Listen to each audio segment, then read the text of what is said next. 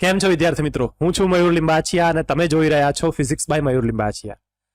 તો વિદ્યાર્થી મિત્રો, આજે આપણે નીટને અનુસંધાને એક નવી સિરીઝ શરૂ કરવા જઈ રહ્યા છીએ, જેમાં વિદ્યાર્થી મિત્રો હું તમને ધોરણ 12 અને ધોરણ 11 ને નીટને અનુસંધાને જે પરીક્ષામાં પૂછાતા MCQ કે જે પ્રોબ્લેમ્સ છે એ પ્રોબ્લેમને હું તમને અહીંયા સોલ્વ કરાવીશ. આપણે ધોરણ 12 અને ધોરણ 11ના નીટમાં જે પણ ટોપિક્સ છે એ બધા જ ટોપિકને 1 બાય 1 લઈ અને એ ટોપિકમાં પૂછાતા અલગ અલગ પ્રકારના જે પ્રોબ્લેમ્સ છે એને હું અહીંયા તમને સોલ્વ કરાવીશ. અને ત્યારબાદ તમારે જાતે એવા પ્રકારના બીજા કેટલાક પ્રશ્નોનો તમારે એને સોલ્વ કરવાના છે, જેથી કરીને તમને પ્રેક્ટિસ વધુ થાય અને તમે એવા દાખલાને ઝડપથી ઓછા સમયની અંદર ગણી શકો. તો ચલો વિદ્યાર્થી મિત્રો, આજે સૌથી પહેલો ટોપિક છે ચેપ્ટર 1 માંથી, જે છે વિદ્યાર્થી મિત્રો વિદ્યુત ભાર અને તેનું સંરક્ષણ. તો આજે હું જે પણ અહીંયા પ્રોબ્લેમ લઈશ એ પ્રોબ્લેમ બધા જ વિદ્યુત ભાર અને તેના સંરક્ષણ ટોપિકને અનુસંધાને હશે. બરાબર છે? તો ચલો વિદ્યાર્થી મિત્રો, સૌથી પહેલો પ્રશ્ન જોઈએ. પહેલો પ્રશ્ન તમને કયો છે, Q1 વિદ્યુત ભાર ધરાવતો કણ Q2 પર F વિદ્યુત બળ લગાવે છે. તો ધારો કે અહીંયા હું આકૃતિ દોરતો છું, સાથે સાથે તમને કહ્યું છે Q1 વિદ્યુત ભાર છે જે Q2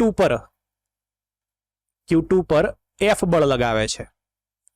આગળ શું કહે છે, Q1 બાય 4 વિદ્યુત ભાર ધરાવતો એક કણ Q1 અને Q2 ને જોડતી રેખાના મધ્યબિંદુ પર મૂકતા. તો આ બંનેને જોડતી મધ્યબિંદુ એટલે આ એનું મધ્યબિંદુ O માની લઉં. આની ઉપર આપણે એક વિદ્યુત ભાર મૂકીએ Q1 ભાગ્યા 4, જે આપણને અહીંયા કયો છે, ક્યાં મૂકવાનો કયો છે, રેખાના મધ્યબિંદુ ઉપર. તો આપણે અહીંયા મૂકી દઈએ. તો હવે શું કહે છે, Q1 ને કારણે Q2 ઉપર લાગતું બળ ખાલી જગ્યા થશે. તો જે આ F બળ લાગતું હતું, હવે આ બળ કેટલું થશે એ આપણે અહીંયા મેળવવાનું છે. તો વિદ્યાર્થી મિત્રો, શરૂઆતમાં આ જ્યારે વિદ્યુતભાર નહોતો ત્યારે Q1 Q2 ઉપર F બળ લગાવતો હતો. હવે જ્યારે આ વિદ્યુતભાર અહીંયા મૂકવામાં આવે તો આ જે બળ છે એમાં કેટલો ચેન્જીસ થશે એ આપણે અહીંયા પૂછ્યો છે. તો એ શોધવા માટે વિદ્યાર્થી મિત્રો આપણે જે સંપાતપણાનો સિદ્ધાંત છે એનો ઉપયોગ કરી શકીએ. સંપાતપણાના સિદ્ધાંતમાં આપણે જોયું હતું કે 2 કરતા કે 2 થી વધુ વિદ્યુત ભારો જ્યારે કોઈ એક પરીક્ષણ વિદ્યુત ભાર ઉપર બળ લગાવતા હોય, જેમ કે અહીંયા હું Q1 Q2 અને Q3 વિદ્યુત ભાર લઈ લઈએ. તો ધારો કે Q1 દ્વારા આની ઉપર બળ લાગે છે અને આપણે F1 કહીએ, Q2 દ્વારા જે બળ લાગે છે એ F2 કહીએ અને Q3 દ્વારા જે બળ લાગે છે F3 કહીએ વિદ્યાર્થી મિત્રો. તો Q0 ઉપર લાગતું કુલ બળ આપણે આ ત્રણ બળોનો સ્વતંત્ર બળોનો શું કરતા હતા, સરવાળો કરતા હતા. બરાબર છે? અને આને આપણે શું કહેતા, સંપાતપણાનો સિદ્ધાંત. તો વિદ્યાર્થી મિત્રો આ છે આપણો સંપાતપણાનો સિદ્ધાંત. તો અહીંયા આ દાખલાનું સોલ્યુશન આપણે સંપાતપણાના સિદ્ધાંત અનુસાર કરી શકીએ. કેવી રીતે? તો જુઓ, સંપાતપણાનો સિદ્ધાંત આપણને શું કહે છે કે જે Q1 Q0 ઉપર બળ લગાવશે F1, એ F1 બળ આ F2 અને F3 બાકીના બળોથી સ્વતંત્ર હશે. બરાબર? જો Q0 ઉપર બળ લગાવે F2 તો એ F1 અને F3 થી સ્વતંત્ર હોય. જો આપણે F3 ની વાત કરીએ તો એ F2 અને F3 થી સ્વતંત્ર હોય. મતલબ કે F3 ઉપર F1 અને F2 ની કોઈ અસર થાય નહીં. એવી રીતે F1 પર F2 અને F3 ની કોઈ અસર ના થાય. મતલબ કે જે એક વિદ્યુત ભારોની જોડ વચ્ચે જે બળ લાગે છે એ બળની ઉપર બીજા કોઈ વિદ્યુત ભારો દ્વારા લાગતા બળની અસર થતી નથી. મતલબ કે એ સ્વતંત્ર છે. તો અહીંયા આ સ્વતંત્ર બળ છે, આ પણ સ્વતંત્ર છે અને આ પણ સ્વતંત્ર. સેમ વસ્તુ આપણે અહીંયા એપ્લાય કરી શકીએ. તો Q1 જે Q2 ઉપર શરૂઆતમાં F બળ લગાવતો હતો વિદ્યાર્થી મિત્રો, એ બળ કેવો છે, સ્વતંત્ર છે. એના ઉપર બાકીના વિદ્યુત ભારો દ્વારા લાગતું બળ કોઈ અસર કરી શકે નહીં. મતલબ કે અહીંયા તમે મધ્યબિંદુ ઉપર આ વિદ્યુત ભાર મૂકો તો આ વિદ્યુત ભાર આની ઉપર જે બળ લગાવશે એ બળથી આ F કેવું હશે, સ્વતંત્ર છે. મતલબ કે હવે Q1 દ્વારા Q2 ઉપર લાગતા બળ ઉપર કોઈ અસર થાય નહીં. એ જે પહેલા હતું એવું ને એવું જ રહેશે. તો વિદ્યાર્થી મિત્રો જવાબ શું આવે? જવાબ આવે C. જે પહેલા હતું એનું એ જ રહેશે, કારણ કે આ વિદ્યુત ભાર મૂકવાથી Q1 દ્વારા Q2 ઉપર લાગતા બળ ઉપર સંપાતપણાના સિદ્ધાંત અનુસાર કોઈ જ અસર થતી નથી, કારણ કે બળો કેવા હોય છે? સ્વતંત્ર હોય છે. ઓકે, તો આનો જવાબ છે. ટૂંકમાં આ પ્રશ્નનો જવાબ આપણને સંપાતપણાના સિદ્ધાંત ઉપરથી મળી રહે. ચલો હવે આપણે એક બીજો એક્ઝામ્પલ જોઈએ. બીજો એક્ઝામ્પલ આપણને શું આપેલો છે? બીજો પ્રોબ્લેમ આપેલો છે આપણને વિદ્યાર્થી મિત્રો કે વિદ્યુત ભાર Q ને બે નાના સુવાહક ગોળામાં વિભાજિત કરવામાં આવે છે. તો જુઓ, ધારો કે આપણી પાસે એક વિદ્યુત ભાર Q છે, બરાબર, આને હું બે ગોળામાં વિભાજિત કરી દઉં, એક આ ગોળો અને એક આ બીજો ગોળો, બરાબર, સુવાહક ગોળા છે, બરાબર, સુવાહક ગોળામાં વિભાજિત કરવામાં આવે છે. જો તેમને એકબીજાથી એટલા અંતરે મૂકવામાં આવે કે તેમની વચ્ચેનું અપાકર્ષણ બળ મહત્તમ થાય, તો આ બંનેને એટલી અંતરે મૂકીએ કે આ બંને વચ્ચેનું જે અપાકર્ષણ બળ છે F એ કેવું થવું જોઈએ? મહત્તમ થવું જોઈએ. F કેવું હોવું જોઈએ? મહત્તમ. તો ગોળાઓ પરનો વિદ્યુત ભાર શોધો. તો આની પરનો વિદ્યાર્થી મિત્રો તમારે વિદ્યુત ભાર શોધવાનો છે. તો આપણે તો પહેલા શું કરીએ? આ બંને ગોળાઓ ઉપરનો વિદ્યુત ભાર ધારી લઈએ, બરાબર. તો જુઓ, આવું લખી શકું હું કે આ જે ગોળો છે એની ઉપર ધારો કે Q વિદ્યુત ભાર છે, તો આની ઉપર આપણે એવું લખી શકીએ Q માઇનસ Q, બરાબર. હવે આ બંનેનો સરવાળો કરો તો શું થાય? જુઓ, Q plus Q minus Q, તો તમે જુઓ Q નીકળી જશે, તો કુલ કેટલો આવ્યો? Q. એનો મતલબ કે આપણને જે Q વિદ્યુત ભાર કયો હતો એટલો ને એટલો જ છે. તો આવી રીતે આપણે આ બંને સુવાહક ગોળાઓના વિદ્યુત ભારને ધારી લઈ અને દાખલાની શરૂઆત કરી શકીએ. તો મેં એક ગોળાનો વિદ્યુત ભાર Q ધાર્યો અને બીજાનો Q માઇનસ Q ધાર્યો, small q minus capital Q. હવે વિદ્યાર્થી મિત્રો આપણને કહ્યું છે કે એટલા અંતરે મૂકતા બળ કેવું થવું જોઈએ? મહત્તમ થવું જોઈએ. તો સૌથી પહેલા તો બળનું સૂત્ર મેળવી લઈએ. તો વિદ્યાર્થી મિત્રો કુલંબી બળનું સૂત્ર શું થાય? F બરાબર K. જો આ બંને બીજા ઉપર બળ લગાવશે તો capital Q into small q minus capital Q ભાગ્યા બંને વચ્ચેનું અંતર કેટલું છે? R². ક્લિયર? તો હવે આ કિસ્સાની અંદર મારે બળને શું કરવાનું છે? બળને મહત્તમ કરવાનું છે. તો વિદ્યાર્થી મિત્રો બળ ક્યારે મહત્તમ થાય? બળ ત્યારે જ મહત્તમ થાય જ્યારે અહીંયા આપણે લખી શકીએ કે dF ભાગ્યા dq ઇઝ ઇક્વલ ટુ 0 થાય. બરાબર છે? જ્યારે dF ભાગ્યા dq 0 થાય ત્યારે જ વિદ્યાર્થી મિત્રો બળ કેવું થશે? મહત્તમ થશે. તો બળ મહત્તમ કરવા માટે તમારે dF ભાગ્યા dq ઇઝ ઇક્વલ ટુ 0 નો સહારો લેવો પડે. તો જુઓ, હવે હું શું કરું છું? આપણે જે બળ શોધ્યું છે વિદ્યાર્થી મિત્રો, એ બળને હવે એનું વિકલન કરું છું કોના વડે? વિદ્યુત ભાર વડે. તો dF ભાગ્યા dq જે આપણે કેટલો લેવાનો છે? 0 લેવાનો છે. તો સૌથી પહેલા તો આપણે આને d ભાગ્યા dq સાથે શું કરી શકીએ? વિકલન કરી શકીએ. તો લખી નાખું q small q minus q ભાગ્યા R² થશે આ રીતે. હવે વિદ્યાર્થી મિત્રો જુઓ, k અચળ છે, R અચળ છે, તો એને બહાર લઈ લઈએ. તો ધેરફોર dF ભાગ્યા dq આને આપણે લખી શકું કે k ભાગ્યા R² અને વિકલન આપણે થશે dq q into q minus q થાય. બરાબર છે?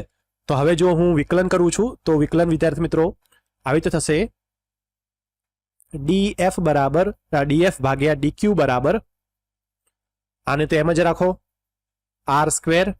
જુઓ, આને અંદર લઈ જવું વિદ્યાર્થી મિત્રો તો આવું લખી શકાય d ભાગ્યા dq qq માઇનસ q². હવે આનું વિકલન કરું તો આવી રીતે લખી શકાય ધેરફોર dF ભાગ્યા dq બરાબર k ભાગ્યા R². આને અંદર લઈ જઈએ તો શું થશે વિકલન? આનું વિકલન શું થાય વિદ્યાર્થી મિત્રો? થશે એકલું q માઇનસ આનું વિકલન શું થાય? 2q. બરાબર છે? તો હવે આપણું આ વિકલન આવ્યું તો વિદ્યાર્થી મિત્રો આને આપણે આ રીતે લખી શકીએ ધેરફોર dF ભાગ્યા dq બરાબર k ભાગ્યા R². આમાં તમે ધ્યાનથી જુઓ વિદ્યાર્થી મિત્રો કે આ જે k ભાગ્યા r છે એ k ભાગ્યા r એ ક્યારેય 0 નહીં થાય. આપણે dF ભાગ્યા dq શું મૂકવાનું છે? dF ભાગ્યા dq 0 મૂકવાનું છે. તો dF ભાગ્યા dq 0 મૂકતા આ સમીકરણને આપણે કેવી રીતે લખી શકીએ? આવી રીતે લખી શકીએ 0 બરાબર k ભાગ્યા r નો સ્ક્વેર ક્યુ માઇનસ 2q. તો વિદ્યાર્થી મિત્રો જો k ભાગ્યા r સ્ક્વેર અચળ રાશિ છે એ ક્યારેય 0 થશે નહીં. તો કયું પદ 0 થાય? આ પદ 0 થશે. તો લખી શકીએ therefore q minus 2 capital Q બરાબર 0. તો આવી રીતે લખી શકાય therefore 2 capital Q is equal to Q. તો વિદ્યાર્થી મિત્રો લખી શકીએ આ કેસની અંદર Q બરાબર Q ભાગ્યા 2. તો વિદ્યાર્થી મિત્રો આપણને અહીંયા Q નું મૂલ્ય મળી ગયું. હવે આને આપણે ઉપર મૂકીએ તો જુઓ આપણે શરૂઆતમાં Q કેટલો ધારેલો હતો, મીન્સ કે પહેલા ગોળાનો વિદ્યુતભાર કેટલો ધાર્યો હતો Q, તો એ કેટલો મળી ગયો Q/2. અને આની અંદર મૂકો તો Q માઇનસ Q બાય 2 તો કેટલા થશે 2Q માઇનસ Q ભાગ્યા 2 ઇઝ ઇક્વલ ટુ Q/2. તો તમે જુઓ પહેલા ગોળા પરનો વિદ્યુતભાર કેટલો આવ્યો Q/2, બીજા ગોળા પર કેટલો આવ્યો Q/2. તો આપણો સાચો આન્સર કયો? B, Q/2 and Q/2. તો આવી રીતે વિદ્યાર્થી મિત્રો તમારે આવા દાખલાઓનો સોલ્યુશન કરવાનું છે. જો તમને લોજિક બરાબર આવડતું હશે, તમે થિયરી પ્રોપરલી ભણ્યા હશો, સમીકરણો બરાબર આવડતા હશે, તો વિદ્યાર્થી મિત્રો નીટના પ્રોબ્લેમ સોલ્વ કરવામાં કોઈ તકલીફ પડતી નથી. ફક્ત પ્રેક્ટિસની જરૂર છે. બરાબર. ચલો હવે આપણે ત્રીજો દાખલો જોઈએ. જો ત્રીજો પ્રોબ્લેમ શું કહે છે, અહીંયા વિદ્યાર્થી મિત્રો તમને કહ્યું છે ચોરસના શિરોબિંદુ પર 4 વિદ્યુત ભારો આકૃતિમાં દર્શાવ્યા પ્રમાણે મૂકેલ છે. તો વિદ્યાર્થી મિત્રો તમે જુઓ ABCD આ જે ચોરસ છે એના 4 શિરોબિંદુઓ ઉપર +Q, +2Q, +Q અને +2Q વિદ્યુત ભારો મૂકેલા છે. ચોરસના કેન્દ્ર O પર મૂકેલ વિદ્યુત ભાર પર કુલ બળ કેટલું? તો ધારો કે અહીંયા આપણે એક વિદ્યુત ભાર મૂકીએ, પરીક્ષણ વિદ્યુત ભાર, તો આની ઉપર લાગતું કુલ બળ શોધવાનું છે. કોના દ્વારા? આ 4 દ્વારા. તો વિદ્યાર્થી મિત્રો આવો જ્યારે દાખલો હોય ત્યારે ગણતરી કરવાની કોઈ જરૂર નથી. તમારે શું કરવાનું છે? ફક્ત ધ્યાન આપવાનું છે કે આ જે 4 વિદ્યુત ભારો છે એમાં સામસામેના આ રીતે અને આ રીતે આવા વિદ્યુત ભારો સમાન છે કે નહીં એ પહેલા જોઈ લેવાનું. જો એ સમાન હોય તો દાખલો તમારો સૌથી ઇઝીમાં ઇઝી થઈ જશે. કેવી રીતે જુઓ, આ ધારો કે હું અહીંયા એકમ ધન વિદ્યુત ભાર +Q મૂકું તો આ પ્લસ અને આ પ્લસ એટલે કે બંને સજાતીય. તો સજાતીય હોય તો બળ કેવું લાગે? અપાકર્ષણ. સેમ વસ્તુ અહીંયા ધ્યાન આપો, આ પ્લસ અને અહીંયા પ્લસ, તો આ બળ કેવું લાગે? અપાકર્ષણ. તો આ દિશામાં લાગશે. બરાબર છે. તો એકબીજાને કેન્સલ કરે. ચલો હવે આ બંનેનું જુઓ તો આ પણ પ્લસ અને આ પણ પ્લસ, તો આ દિશામાં બળ લગાવે, અને આ પણ પ્લસ અને આ પણ પ્લસ, તો આ દિશામાં બળ લગાવે. તો તમે જુઓ આ બંને એકબીજાને કેન્સલ કરશે. મતલબ કે આ 4 બળો એકબીજાને કેન્સલ કરે છે. તો અહીંયા વિદ્યાર્થી મિત્રો કુલ બળ કેટલું થઈ જાય? કુલ બળ થઈ જાય વિદ્યાર્થી મિત્રો 0. આનો આન્સર તમારો સિમ્પલ છે, એમાં ગણતરી કરવાની કોઈ જરૂર હોતી નથી. તમારે ધ્યાન રાખવાનું છે કે આ જે સામસામેના વિદ્યુત ભારો છે એ કેવા હોવા જોઈએ? સમાન હોવા જોઈએ. જો એ સમાન હોય તો આંખ બંધ કરી અને 0 લખી દેવાનું. બરાબર છે. તો આ એનું સોલ્યુશન છે. ચલો હવે આપણે ચોથો દાખલો જોઈએ. ચોથો દાખલો શું કહે છે જુઓ, 3 વિદ્યુત ભારો 4Q1, 4Q આ કોમા છે વિદ્યાર્થી મિત્રો, આ કોમા છે, 4Q, કેપિટલ Q અને સ્મોલ q એવી એક સીધી રેખા પર, તો તમે જુઓ એક સીધી રેખા છે બરાબર, 0 L/2 અને L સ્થાને અનુક્રમે પડેલ છે. તો તમે જુઓ આ 0 સ્થાન, આ L/2 સ્થાન અને આ વિદ્યાર્થી મિત્રો L સ્થાન તમે જુઓ બરાબર. તો આ L/2 આ L, આખી L લંબાઈની જો કોઈ રેખા હોય તો અડધું એટલે L/2. તો આવા 3 સ્થાન છે. આ 3 અનુક્રમે પડેલા છે. તો આપણે અહીંયા મૂકી શકીએ કે પહેલો ક્યાં છે 4Q 0 ઉપર, બીજો ક્યાં છે કેપિટલ Q L/2 ઉપર, અને ત્રીજો સ્મોલ q ક્યાં છે L પર. આગળ શું કહે છે, Q ના વિદ્યુત ભારના કયા મૂલ્ય માટે Q પર લાગતું કુલ બળ શૂન્ય થાય. તો તમારે અહીંયા એવું તો કયું બળ વિદ્યુત ભારનું મૂલ્ય મૂકવું પડે જેથી કરીને જે Q દ્વારા Q પર લાગતું કુલ બળ છે, Q પર લાગતું કુલ બળ F આપણે માની લઈએ, આના દ્વારા લાગતું બળ અને આના દ્વારા લાગતું બળ, એ કુલ બળ કેવું થવું જોઈએ વિદ્યાર્થી મિત્રો, શૂન્ય થવું જોઈએ. તો અહીંયા એવો કેવો વિદ્યુત ભાર મૂકીએ કે જેથી કરીને આની ઉપર લાગતું કુલ બળ શું થાય, શૂન્ય થાય. બરાબર છે, દાખલો સમજાય છે. જો આ દાખલો રકમ બરાબર સમજો. રકમમાં જે પણ તમને શાબ્દિક આપણે કહીએ કે થોડી કોમ્પ્લેક્સિટી અથવા ગોટાળો આપેલો હોય એ તમારે સમજવો પડે. જેટલી રકમ તમે સારી રીતે સમજશો એટલો જ દાખલો ઇઝી બનશે. તો તમને કહ્યું છે કે 4 વિદ્યુત ભારો આ રીતે પડેલ 3 વિદ્યુત ભારો આ રીતે પડેલા છે અને કેપિટલ ક્યુના કયા મૂલ્ય માટે સ્મોલ ક્યુ પર લાગતું કુલ બળ એટલે કે આના દ્વારા લાગતું બળ અને આના દ્વારા લાગતું બળ 0 થવું જોઈએ. તો તમારે કેપિટલ ક્યુનું મૂલ્ય શોધવાનું છે. કેપિટલ ક્યુ પરના વિદ્યુત ભારનું મૂલ્ય શોધવાનું છે. તો જુઓ, આના માટે વિદ્યાર્થી મિત્રો તમારી પાસે કુલમનો નિયમ છે. કુલમનો નિયમ એપ્લાય કરો અને સંપાતપણાનો સિદ્ધાંત એપ્લાય કરો, તમને સીધો જવાબ મળી જશે. કેવી રીતે જુઓ, સૌથી પહેલા તો હું શું કરીશ, જે 4Q ક્યુ ઉપર બળ લગાવે છે એ શોધી લઈશ. તો આવી રીતે લખી શકાય F Q4Q બરાબર. તો 4Q કોની પર લગાવે છે? Q પર. તો લખી શકાય કે 4Q ઇન્ટુ Q ભાગ્યા R². આ બંને વચ્ચેનું અંતર કેટલું છે? અંતર આપણને આપેલું છે L આપેલું છે. જુઓ આખું અંતર કેટલું છે? અહીંયાથી અહીંયા સુધીનું L છે. તો આપણે લખી શકીએ કે આ અંતર થશે L². તો આને રીતે લખી શકાય 4K Q² ભાગ્યા L². બરાબર. આને સમીકરણ નંબર 1 આપો. હવે કેપિટલ ક્યુ આની પર જે બળ લગાવે એ શોધી લઈએ. તો કેપિટલ ક્યુ આની પર જે બળ લગાવે છે એને આપણે આવી રીતે લખી શકાય ક્યુ કેપિટલ ક્યુ. તો શું આવશે? કે કેપિટલ ક્યુ સ્મોલ ક્યુ ભાગ્યા આ બંને વચ્ચેનું અંતર કેટલું? L/2 જેટલું. તો L/2 નો વર્ગ. બરાબર. તો લખી શકાય આવી રીતે કે કે કેપિટલ ક્યુ સ્મોલ ક્યુ ભાગ્યા L²/4. તો 4 ઉપર લાવી દઈએ તો 4K કેપિટલ ક્યુ સ્મોલ ક્યુ ભાગ્યા L². તો આને સમીકરણ નંબર 2 આપો. હવે આપણે શું કરવાનું છે? સંપાતપણાનો સિદ્ધાંત. તો આ બંને જે બળો લગાવે છે એનો સરવાળો કરીએ તો શું મળે? કુલ બળ મળે. તો આવી લખી શકાય સંપાતપણાના સિદ્ધાંત મુજબ બંનેનો સરવાળો કરું તો કુલ બળ મળી જશે. તો ધેરફોર F બરાબર F Q4Q કોનો સરવાળો? આ બળનો અને આ બળનો સરવાળો Q4Q વત્તા FQ કેપિટલ Q. તો પહેલું સમીકરણ મૂકી દઈએ તો 4K Q² ભાગ્યા L² વત્તા બીજું સમીકરણ મૂકી દઈએ 4K capital Q small Q ભાગ્યા L². આ બંનેનું સાદુરૂપ આપીએ તો શું આવે? અને જુઓ આ કુલ બળ કોની ઉપર લાગતું બળ છે?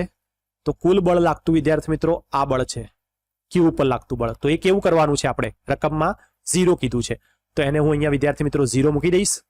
તો 0 ઇઝ ઇક્વલ ટુ, જો આમાં શું કોમન છે? 4K કોમન છે, ક્યુ કોમન નીકળશે અને L² કોમન નીકળશે. આ L² છે વિદ્યાર્થી મિત્રો, R નથી. L² છે, R નો L². તો 4K ક્યુ કોમન કાઢી લઈએ, L² કોમન કાઢી લઈએ તો અહીંયા વધશે ક્યુ વત્તા અહીંયા વધશે વિદ્યાર્થી મિત્રો કેપિટલ ક્યુ. બરાબર. તો હવે વિદ્યાર્થી મિત્રો આને આમ લઈ જઈએ તો આ તો 0 થઈ જાય. તો તમારી પાસે વધે કેપિટલ ક્યુ પ્લસ સ્મોલ ક્યુ બરાબર 0. ધેરફોર તમારે શું શોધવાનું છે? કેપિટલ ઉપરનો વિદ્યુતભાર શોધવાનો છે. તેનો સૂત્રનો કરતા બનાવો તો આ આમ જશે -Q. તો વિદ્યાર્થી મિત્રો આપણે ક્યુ ઉપર કયો વિદ્યુતભાર મૂકીએ તો આની ઉપરનો કુલ વિદ્યુતબળ 0 થાય. તો અહીંયા વિદ્યાર્થી મિત્રો આન્સર આવશે કે -Q વિદ્યુતભાર હોવો જોઈએ. તો જ અહીંયા શું થાય? કુલ બળ 0 થાય. તો આ તમારો વિદ્યાર્થી મિત્રો આન્સર છે. તો તમે જુઓ કયો આન્સર આવશે અહીંયા વિદ્યાર્થી મિત્રો? A. ક્લિયર? તો અહીંયા તમારો A આન્સર આવશે, -Q, જે આપણે અહીંયા આવી ગયો. જુઓ તો આવી રીતે વિદ્યાર્થી મિત્રો તમારે ફક્ત થિયરી પ્રોપરલી આવડવી જોઈએ. બરાબર છે. ચલો હવે છેલ્લો પ્રશ્ન જોઈ લઈએ. તો છેલ્લો પ્રશ્ન શું કહે છે? જુઓ,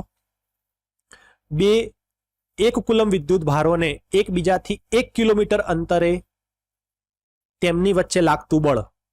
તો તમારે અહીંયા વિદ્યાર્થી મિત્રો 2 વિદ્યુત ભારો આપેલા છે અને બંને વિદ્યુત ભારોનું મૂલ્ય સમાન છે. ધારો કે આને Q1 માનીએ તો આપણે 1 કુલમ અને બંને વચ્ચે કેટલું અંતર કીધું છે? R બરાબર 1 કિલોમીટર. 1 કિલોમીટર મતલબ 10³ મીટર. અને બીજો Q2 વિદ્યુતભાર છે વિદ્યાર્થી મિત્રો, એ પણ કેટલો છે? 1 કુલમનો જ છે. બરાબર. બંને સમાન મૂલ્યના છે. સમાન મૂલ્યના છે તો આપણે એક કામ કરીએ, Q ધારી લઈએ. બંનેને શું લઈ લઈએ? Q લઈ લઈએ. બરાબર. અથવા આવું પણ લખી શકાય Q1 બરાબર Q2 બરાબર Q. એવું લખો તો પણ ચાલે. તો હવે તમારે આ બંને વચ્ચે લાગતું બળ શોધવાનું છે, કુલંબીય બળ. તો સૂત્ર આપણને ખબર છે, દાખલો બહુ ઇઝી છે. F બરાબર K Q1 Q2 ભાગ્યા R સ્ક્વેર. તો આના પ્રમાણે જો આ બંને વેલ્યુ મૂકીએ તો લખી શકાય K Q ઇન્ટુ Q એટલે Q સ્ક્વેર ભાગ્યા બંને વચ્ચેનું અંતર કેટલું છે 10⁻³ નો વર્ગ. અને આપણી પાસે Q ની પણ વેલ્યુ છે, કેટલું છે 1 કુલમ. તો અહીંયા લખી શકાય K 1 કુલમનો વર્ગ ભાગ્યા 10⁻⁶. બરાબર છે. હવે K નું મૂલ્ય આપણને વિદ્યાર્થી મિત્રો ખબર છે. K આપણે લખીએ છીએ 9 ગુણ્યા 10⁹. તો અહીંયા મૂકી દઈશું ધેરફોર F બરાબર 9 ગુણ્યા 10⁹ ગુણ્યા 1 નો વર્ગ ભાગ્યા 10⁶. હવે 10⁶ ઉપર લાવી દો તો 9 ગુણ્યા 10⁹ ગુણ્યા 10⁻⁶. તો F બરાબર વિદ્યાર્થી મિત્રો મળશે 9 ગુણ્યા 10⁻+5 પ્લસ 6 3 9 3 ન્યૂટન 10⁻³ આવશે ન્યૂટન. બરાબર. તો તમે આન્સર કયો છે ચેક કરો. F બરાબર 9 ગુણ્યા 10⁻³ ક્યાં આપેલી છે A. તો આપણો આન્સર થશે વિદ્યાર્થી મિત્રો A. તો આવી રીતે તમારે નીટની અંદર આવા પ્રશ્નો આપેલા હોય છે. જો તમે વિદ્યાર્થી મિત્રો થિયરી પ્રોપરલી કરેલી હશે તો 100% તમે નીટના પ્રશ્નોને ઇઝીલી સોલ્વ કરી શકશો. ફક્ત થોડું લોજિક, થોડી પ્રેક્ટિસ અને થોડું ફોકસ જરૂરી હોય છે. બરાબર. તો આશા રાખું છું કે તમને આજનો આ જે નીટનો પહેલો વિડીયો છે, પહેલી સિરીઝનો પહેલો વિડીયો છે એ તમને પસંદ આવ્યો હશે. આવી રીતે જ હું ચેપ્ટર 1 થી લઈ અને આપણા સિલેબસમાં જે 14મું ચેપ્ટર છે સેમિકન્ડક્ટર વાળું, ત્યાં સુધી હું બધા જ ટોપિકના આવી રીતે તમને નીટના અનુસંધાને પૂછાતા પ્રશ્નોના પ્રોબ્લેમ સોલ્વ કરાવીશ. જો તમને આ વિડીયો પસંદ આવે તો પ્લીઝ ચેનલને સબસ્ક્રાઇબ કરો, નોટિફિકેશન બેલ આઇકન પણ દબાવો. આ વિડીયોને તમારા ફ્રેન્ડ સાથે શેર કરો જેથી કરીને એ લોકો પણ એનો લાભ ઉઠાવી શકે. આ ચેનલનો પણ એની અંદર લાભ રહેલો છે. તમે જેટલું શેર કરશો એટલી ચેનલ વધારે ગ્રો થશે, વધારે મોટી થશે અને અલ્ટિમેટ આનો ફાયદો આપણા બધાને થવાનો છે. તો આશા રાખું છું કે તમે વિડીયોને લાઇક, શેર અને સબસ્ક્રાઇબ કરશો. હવે આપણે મળીશું નેક્સ્ટ વિડીયો લેક્ચરમાં. ત્યાં સુધી બધા વિદ્યાર્થી મિત્રોને થેન્ક્સ ફોર વોચિંગ. બાય.